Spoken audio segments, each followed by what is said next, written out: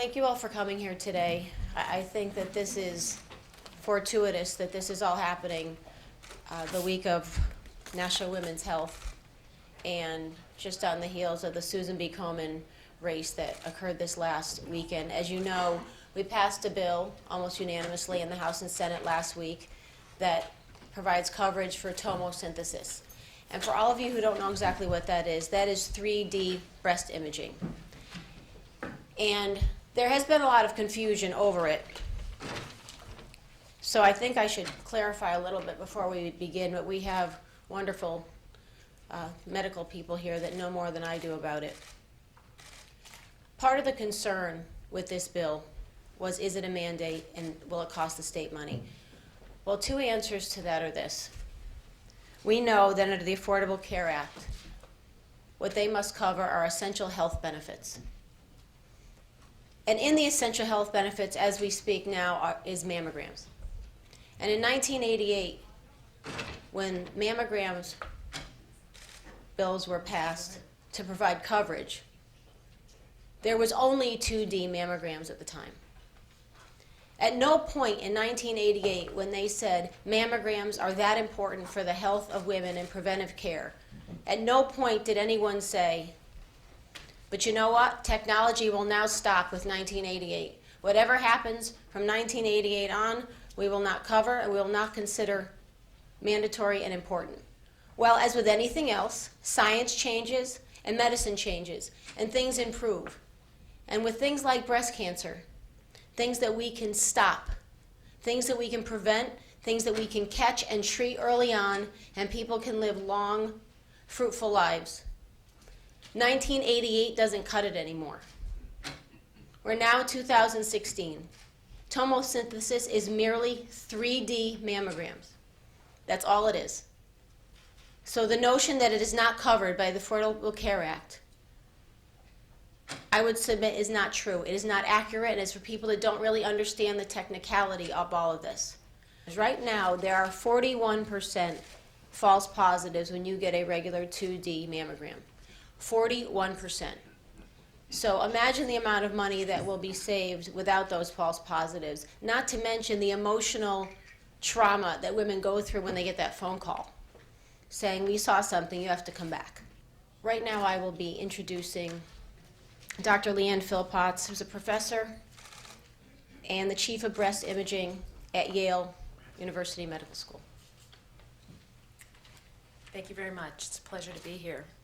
So Yale is a global leader in tomosynthesis. We were one of the pioneers that led to FDA approval of this technology, as well as the first in Connecticut to utilize this imaging. Since 2011, we've been using tomosynthesis imaging on all patients. This experience has yielded unbiased data, permitting us to analyze all aspects of tomosynthesis outcomes in breast imaging.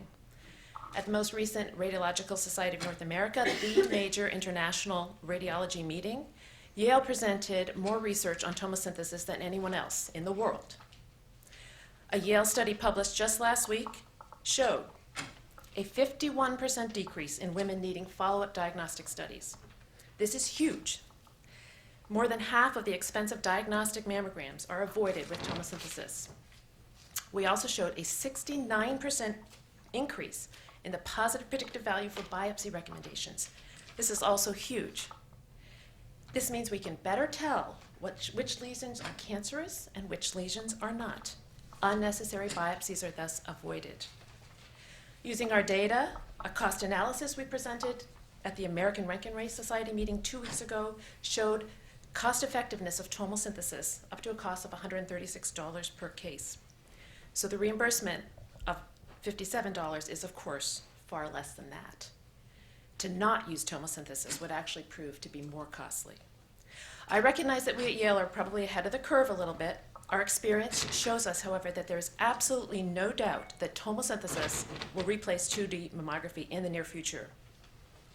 That said, this technology was developed right up the road here in Connecticut, and many of the important studies about this technology have been done in Connecticut. It would be a disservice if the women of Connecticut could not benefit from it.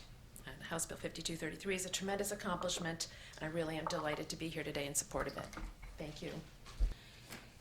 You know, we have heard a lot about this being a mandate, and we don't support mandates, especially as Republicans. We can't afford it, and we have a deficit, etc. Well, the reality is this. I would argue, and there is much information and research and legal opinion from very important people who know a lot about this subject, that we would already cover this, because mammograms must be covered. This is just a 3D mammogram versus a 2D mammogram.